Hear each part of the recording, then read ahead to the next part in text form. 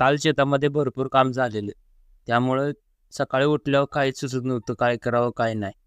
मग 10-15 मिनटं असंच उन्हात बसून राहिलो. आज शोल्डर होता. वर्कआउटची सुरुवात केबल रोपपासून केली. 16 रेपिटेशनच्या 3 सेट मारली. या वर्कआउटमुळं शोल्डरवर लय स्ट्रेस पडला.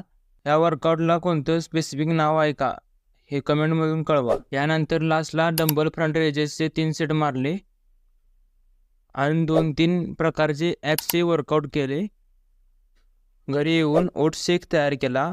ओट्स शेकमध्ये 2 केळी, दूध, ओट्स 50 ग्रॅम, काजू बदाम घालून मिक्सरला बारीक केले आणि असं पेल्यामध्ये घेऊन प्यालो. आज गाडी धुवायची होती, त्यासाठी टपात पाणी घेतलं आणि त्यामध्ये घरात शॅम्पू एक सनसिल्क होता, तो त्यामध्ये मिक्स केला मस्तपैकी. आता तुम्ही म्हणणार गाडी घाणपण झाली नाही आणि गाडी काय धुवायला आहे, तर आज अमावस्या होती म्हणून